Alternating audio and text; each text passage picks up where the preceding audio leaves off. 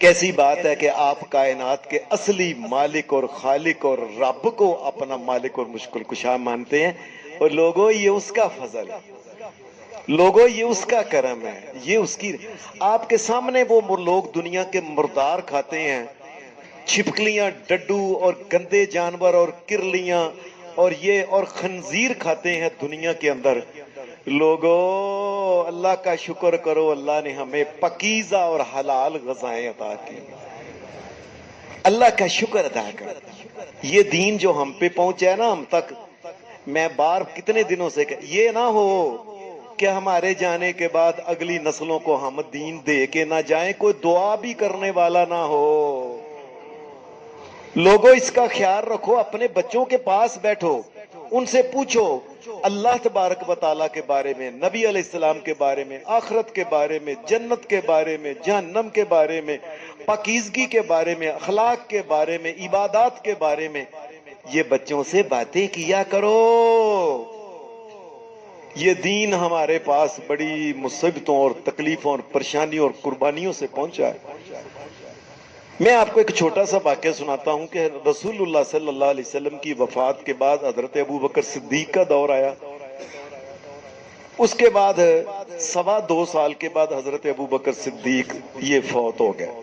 2.25 سال کے بعد حضرت عمر فاروق کا دور آیا، تو دور آتے ہی جو رومی لوگ ہیں نا، روم کے رہنے والے، اور ان کے نیچے ہی تھا شام، یہ ملک، انہوں نے کہا کہ مسلمانوں کے اوپر نا اب یلغار کر دینی چاہیے، ان کے نبی بھی دنیا سے چلے گئے ہیں اور نبی کے ساتھی وہ بھی چلے گئے ہیں، اب ان کو کوشش کر کے نا نعوذ باللہ ختم کر دو۔ حضرت عمر فاروق کو آتے ہی پتا چلا، آپ نے فوری طور پہ مسلمان جو تھے نا سب کو اکٹھا کیا اور کہا، فرمایا لوگوں جس قدر بھی ہو سکتا ہے رومیوں کے ساتھ لڑائی ہے، جو بھی بندہ جس حال میں بھی ہے نا ہمارے ساتھ وہ چلے، مسلمانوں کی آرمی کے اندر داخل ہو۔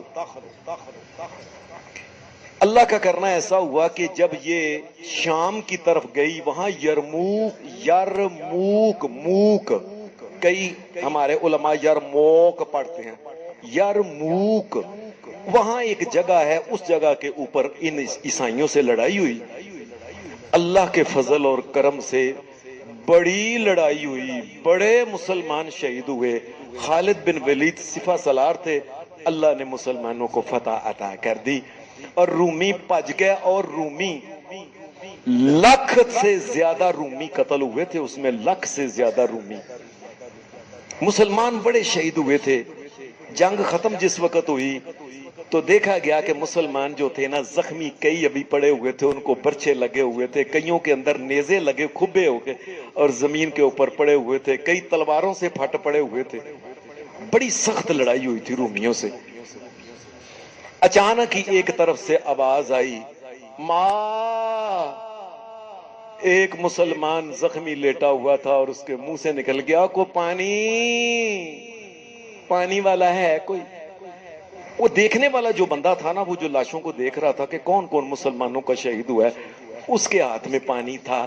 یہ بھج کے گیا اس کی طرف، جب پانی پلانے لگا نا ایسے، ادھر سے آواز آئی، ماں کوئی پانی پلانے والا ہے۔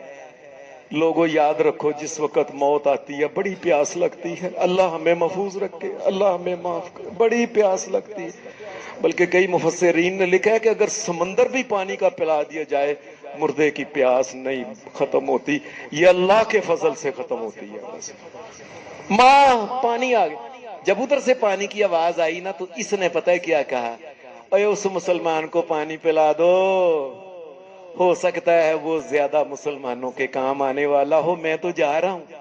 یہ بھج کے اس کے پاس گیا پانی لے کر، وہ جو اس کو برتن جو بھی تھا ادھر گیا تو اس آگے سے آواز آ گئی، ماں کوئی پانی پلانا والا ہے۔ اور دوسرے نے بھی کہا، اس کو پانی پلا دو، پتہ نہیں شاید میں تو جانے والا ہوں، شاید وہ بچ جائے اور مسلمانوں کے کام آ جائے، دین کا کام۔